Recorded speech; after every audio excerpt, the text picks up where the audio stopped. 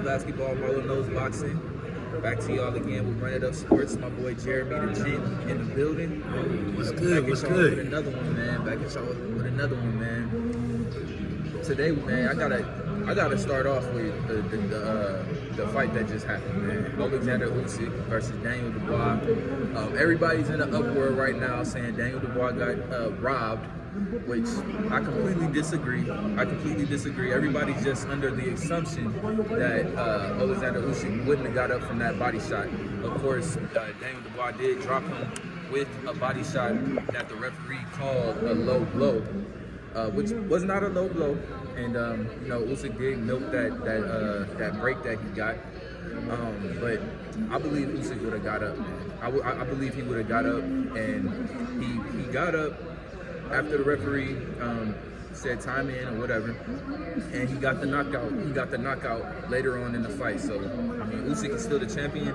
But I will say this: it does make me look at Alexander Usyk a whole lot different. I was favoring him in a fight between him and Tyson Fury if they can come to terms and make the fight happen, but I changed my mind now, man. I don't think Usyk is going to be able to beat Tyson Fury, man. He's got too many holes in his game. You don't think he can see Tyson? Nah, he can't. Look, Tyson, man, Tyson, man. Yeah. Tyson Fury is nice, man, you know. Yeah, man. Yeah. Before this fight, I would have said Usyk, but man, after this, man, if you letting Daniel Dubois hit you like this, and he's able to poke through those holes in your game, man, Tyson Fury's gonna pick you apart. So I gotta go with Tyson Fury if that fight happens. Okay, yeah. So that's a little education on the little fight today. I mean, I'm not really up on it, you know that. My man Marlo, I told you, Marlo knows basketball, Marlo knows boxing. He knows boxing. He's on all the fights, so yeah, man. But yeah, man, what you think about that boy James Harden? Daryl Morey is a liar, and I would never be a part of an organization that he's a part of again. And James Harden, man, hey, causing a lot of trouble over there. But look, man, I'm gonna tell you, man, like, if Daryl Morey did promise him a contract, man, that is like some shady shit, man. I think Philly doing some under the table shit. That's real shady, man. So, I mean, if he want to leave, I understand the player side, you know, like on the business side, yeah, like nah, I would want to keep Harden, you know. I mean, we gave up Ben Simmons for him, you know. But yeah, nah, man, I can understand if James Harden want to leave. Completely understand. So what is it? Is it that Daryl Morey promised him more money and he didn't deliver? Yeah, so basically, yeah, it was like he promised them to, take a little pay cut so they can. That's how we got PJ Tucker and all that, you know. And when the time comes, he like, nah, I ain't paying you shit, boy. Wow. I ain't paying you shit, boy. You know what I'm saying? There's some real shady shit on Philly side, you know, but yeah. I think James Harden probably would have been okay with taking that pay cut and not getting money if they would have won. Yeah. But I mean, a lot of that is on him. Yeah, I mean, him and Joel Embiid having 11 points in games, like, nah, man, like you're not really showing out how you was expected to, to be the star of the team, you know. So yeah, man. And then that's a good segue over to Joel Embiid, man. Joel Embiid is. I think he getting to the point where he fed up with Philly, man. Philly in the shenanigans, man. You know, like I heard that he changed his little location on Twitter. You know, he's not in Philly anymore. He's in Cameroon. You know, so man, it's just like, man, it's a mess going on over there. You know, Joel Embiid has a lot to share in that blame, man, and that blame for why Philly has not been more successful as well. Yeah. James Harden doesn't show up in the playoffs. James Harden never shows up in the playoffs, but Joel Embiid hasn't at this point either in his career, really. Yeah. And especially something really, really glaring that I noticed about Joel Embiid. You know, of course he averaged 33 points a game this past season.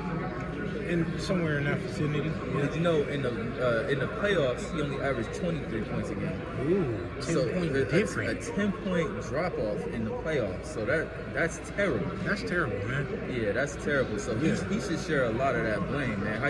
How do you go down 10 points in the playoffs? So the most important part of the season, the most important games, the most important part of the season is the postseason. Yeah. And you have a 10-point drop in production. And the thing about it, man, I think he was a little, had a little MVP hangover. You know, he won it. He was like, yo, I accomplished my goal for the season, you know. I don't really think he was like... So you think that was his championship? That was his championship, man. He wasn't focusing on the championship, man. You know, like, think of Joker the past 2 years. I mean, he couldn't make it out the Western Conference. Well, I mean, the year before this one, just to was it his MVP season? Yeah, put it in context though. He was missing basically all of his star players. Jamal Murray was out. Michael Porter Jr. was out. Yeah. So you know that's the Nuggets' second and third best player. So you take Scottie Pippen and Dennis Rodman off the Bulls. Michael Jordan might have some trouble. Yeah, we don't know if he's making it past that second round. Exactly. Exactly. So I mean, you gotta give Jokic. Jokic has a valid. I don't want to say excuse, but a valid reason for why he wasn't able to do what he did. But you know, Joel Embiid wasn't missing nobody. Yeah, well, everybody was healthy. James Harden was putting up 45 points out there. Yeah, like, man, like, and James Harden he won them that first game against Boston by himself, really. And Embiid wasn't in that game. And you know, James Harden doesn't show up in playoff. He's very inconsistent, but at least he gave you one or two games. You know what I'm saying, where he showed out. But Joel Embiid didn't really do much of anything. Nah, nothing much. You know, and it's like, man, like. Philly, man, like, it's a lot of stuff being shaken up, man. And, you know, the landscape of the league is going to look different in 2025, man, because that takes me over to Giannis Antetokounmpo, man. Right. Does he want out of Milwaukee?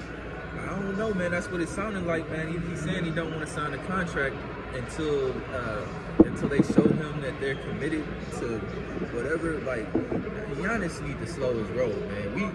If I'm the general manager of the Bucks, I'd be looking at Giannis. You need to show me that you committed to making free throws. Because 9 for 23, you're the reason why we lost to Miami in game 5. That he did that? Yeah, I think it was game 5. Game 5, he went 9. That was the closeout game. Yeah. Yeah, he went 9 for 23 from free throw. 9 for 23? Man, that's terrible. That's not gonna fly nowhere. Worse than Shaq. Yeah. He's literally a worse free throw shooter than Shaq. Yeah. And it's just getting to the point where it's like redundant.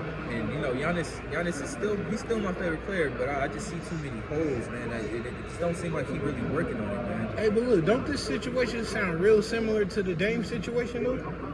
Like, the loyalty. Yeah. I mean, but the only thing is, you know, Giannis has a lot more.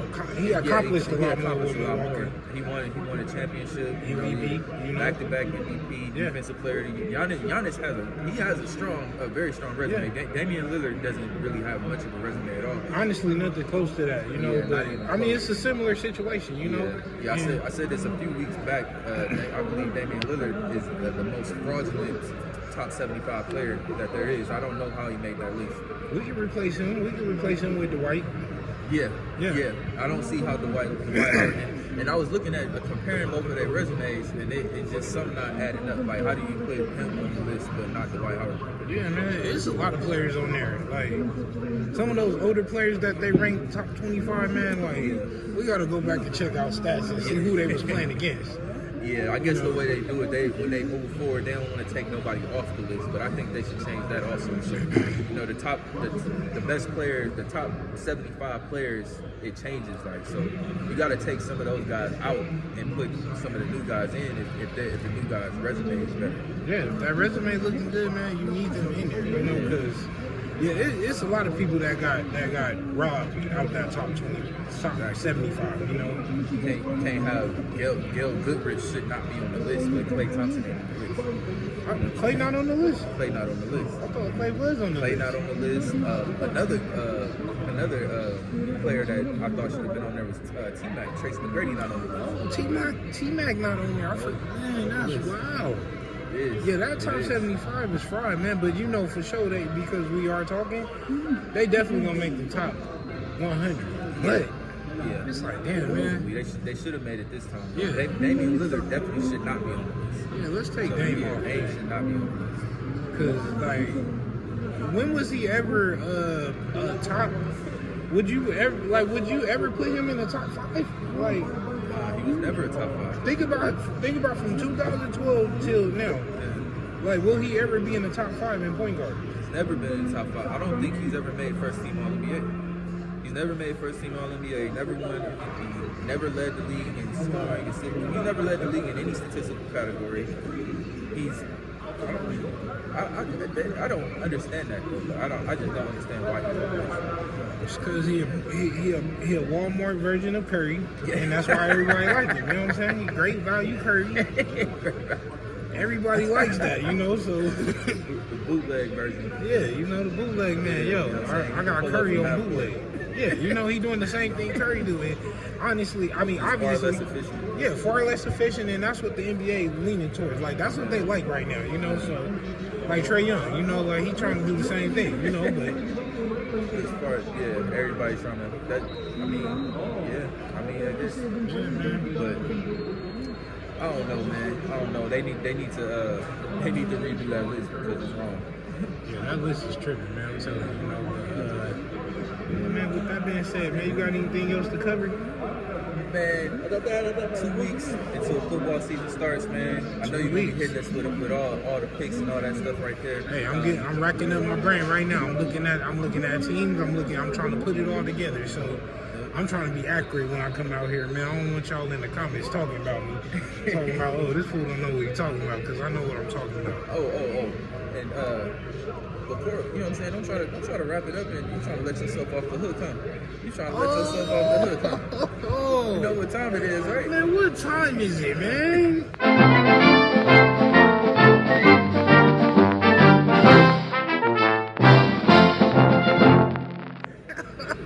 It's time for that trivia. It's time for that sports trivia. Sports trivia time. And this one's off the dome. Wait, hold on. Before you, I tried to run from that. You see, I tried to just wrap it up. Let's end it right now. I got him. Okay. So wait, hold on. Before we start, what's the score? What am I? 2-1, right? Is it 2-1? Yeah, I think it's 2-1. 2-1. Okay. We didn't play 4 already. It's 2-1. Okay.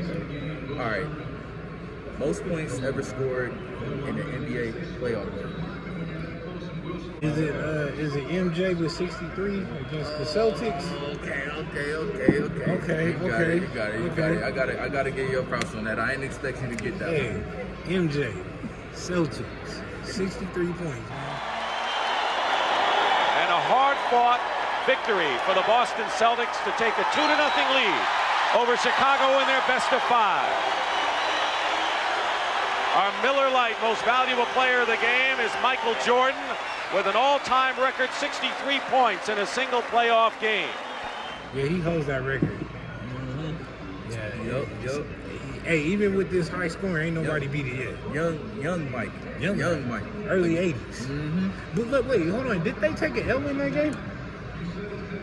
Yeah, but I know they lost the series. They lost the series, but did they lose that game? They did lose that game. Oh, man. They did lose that game. And see, that's why that's not talked about as much because it happened on the L, you know? Yeah, it happened on the L. Yeah, so he was basically playing by himself. Like, you know. Yeah, that late 80 Bulls, you know, that late 80 Bulls, they wouldn't know. They wasn't that 90s Bulls, you know. They weren't there yet. I don't think Scottie Pippen was on the team yet. I don't even think he was drafted. Yeah, he wasn't even drafted yet. Yeah, that was that Chicago Bulls with all the guys in the back, you know, smoking cigarettes and snorting that stuff. You know what I'm saying, on that stuff. Man. But you know, Mike pulled it together, won 6 championships. But that's just some sports trivia for y'all, man. But with that being said, this is Run It Up Sports. We do this every week. Boy Jeremy the Gent. Yo. Marlo knows basketball. Marlo knows boxing. We're going to catch y'all in the next video. Like and subscribe.